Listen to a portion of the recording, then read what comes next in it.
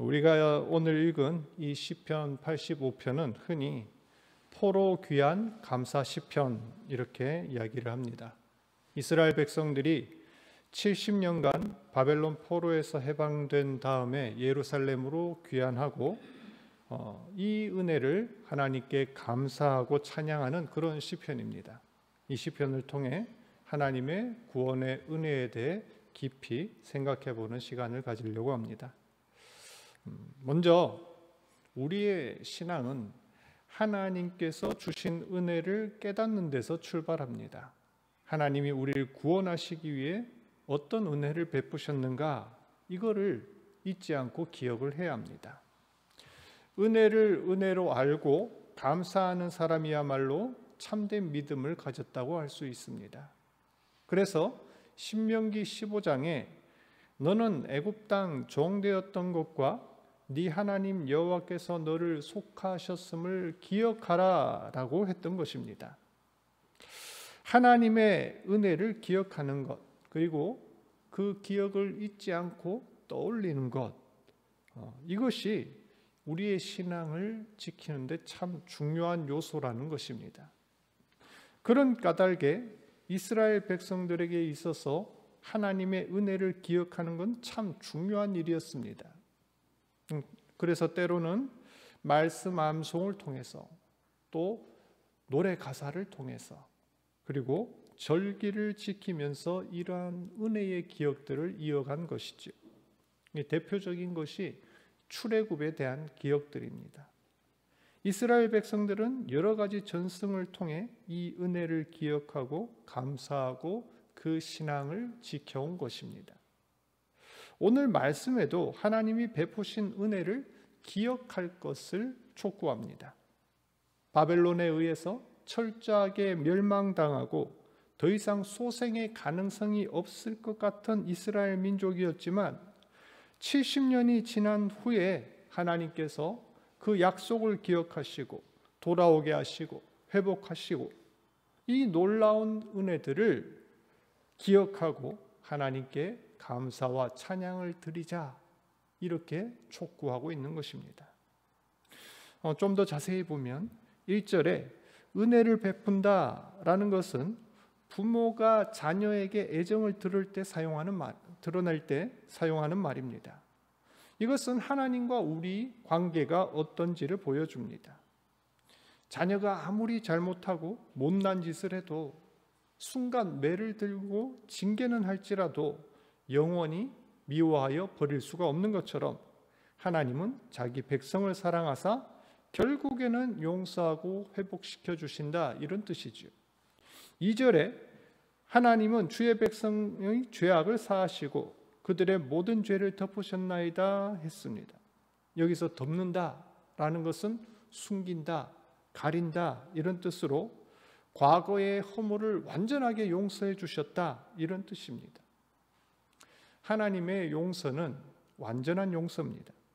과거의 죄가 아무리 크고 진멸할 만큼 심각했다고 할지라도 하나님께서 용서하시고 징계가 끝난 후에는 다시는 그 죄를 끄집어내지 않으신다, 이런 뜻입니다.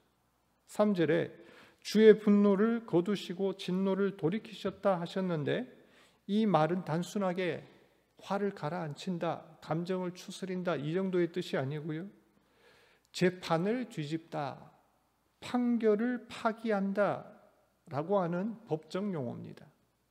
고대의 왕들은요, 자기가 한번 판결을 내리면, 에스더서에도 나오죠, 인장이 찍힌 조서를 딱 이렇게 찍으면 설령 본인이라고 할지라도 그걸 바꿀 수가 없었습니다.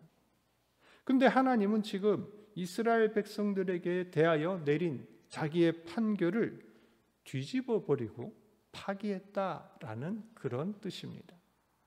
이것은 하나님의 사랑이 얼마나 크고 놀라운지를 역설적으로 보여줍니다.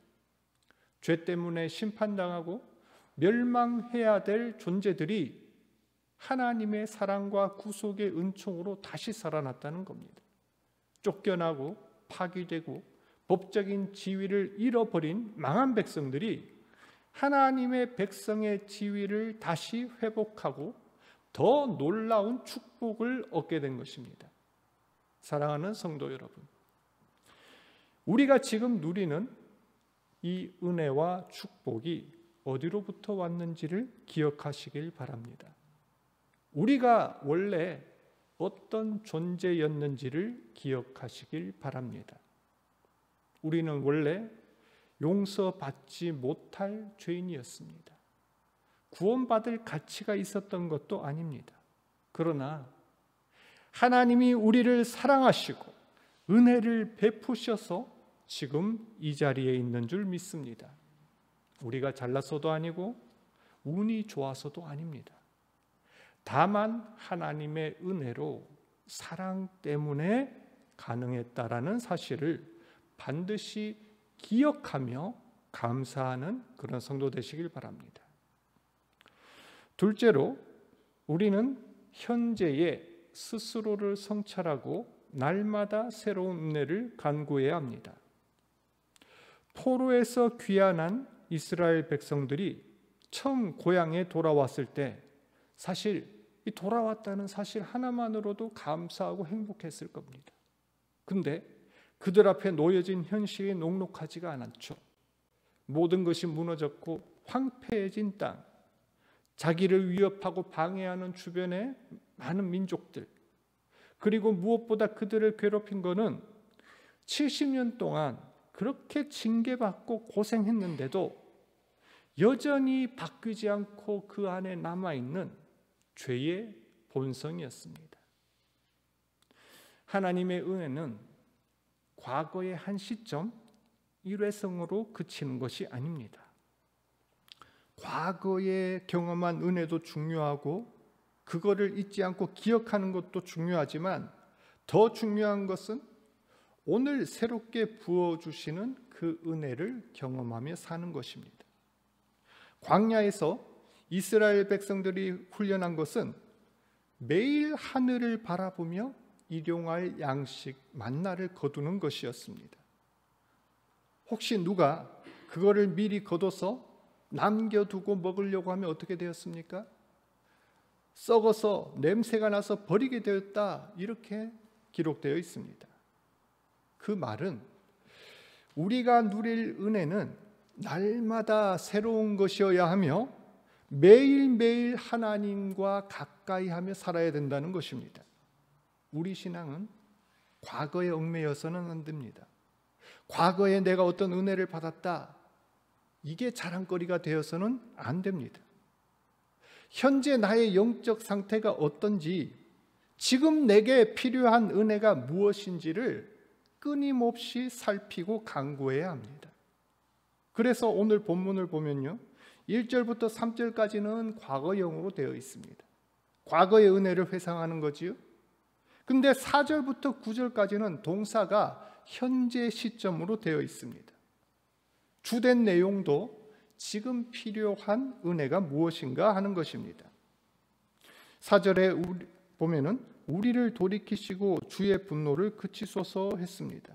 이 전후 문맥을 살피지 않으면 이 말씀이 이해가 안 가요. 왜냐하면 앞부분에 하나님이 이스라엘 백성을 포로에서 돌아오게 하시고 과거의 죄를 용서하였다, 이렇게 고백하면서 왜 또 분노를 거두시고 노하지 말아달라, 이렇게 이야기하는 걸까요?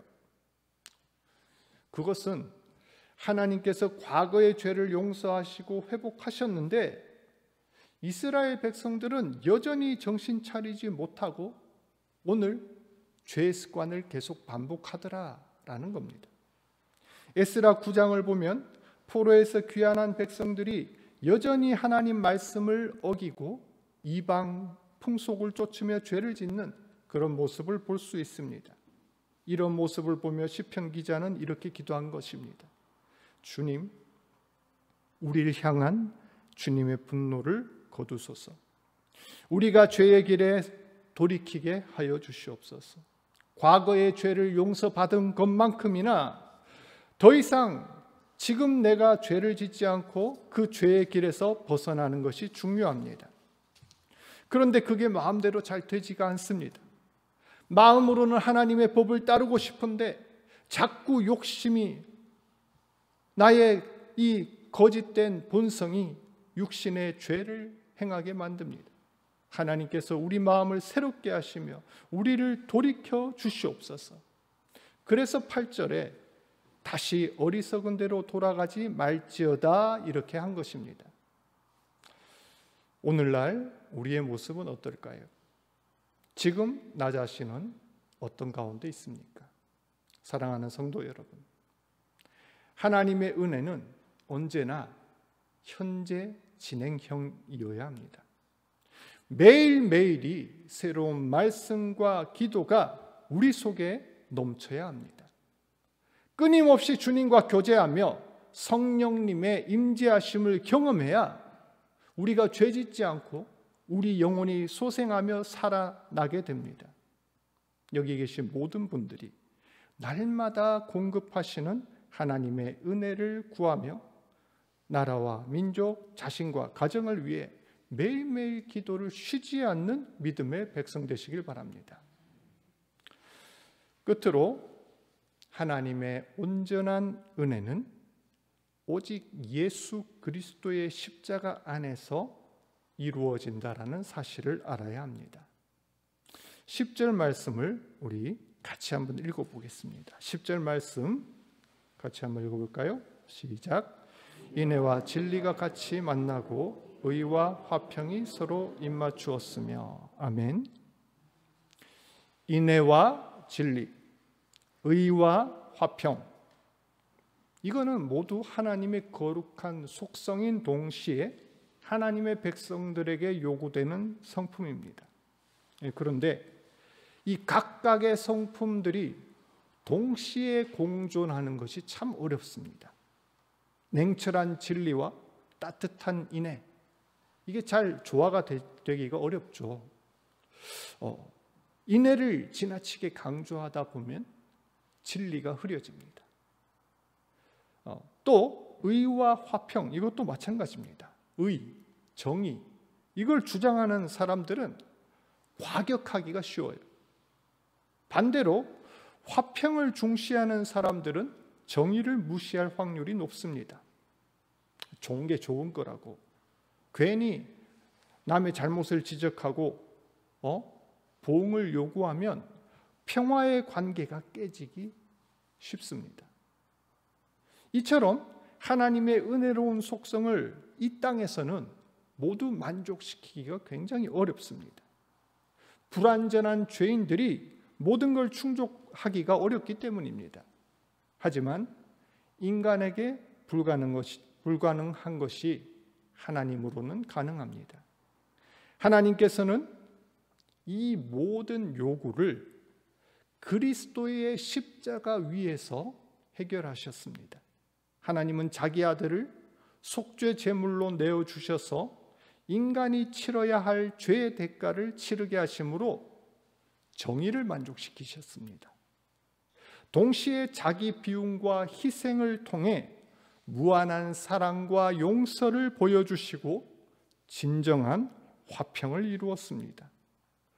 그리스도의 십자가 위에서 상반된 두 속성의 은혜가 만나서 온전하게 되었고 완전한 구원이 우리 위에 부어지는 위대한 역사가 일어난 줄 믿으시길 바랍니다. 우리는 이 두 가지의 속성의 은혜를 모두 누려야 합니다. 인애 없는 진리는 차갑고 무자비합니다. 진리 없는 인애는 미숙하고 어리석은 동정이 되기 쉽습니다.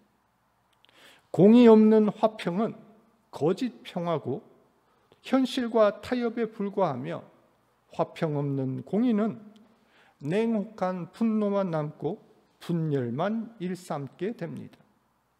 이 모든 필요들을 만족시키는 온전한 은혜는 오직 예수 그리스도의 십자가밖에 없음을 우린 명심해야 할 것입니다. 사랑하는 성도 여러분, 오늘 우리는 하나님께서 주신 과거의 은혜들을 끊임없이 기억하고 현재 필요한 은혜들을 날마다 기도와 말씀을 통해 공급받으며 완전한 하나님의 은혜를 오직 그리스도의 십자가를 통해 얻게 된다라는 사실을 말씀을 통해 알게 되었습니다. 오늘 하루도 하나님께 감사하며 이런 온전한 은혜 가운데서 사시길 주의 이름으로 축복합니다.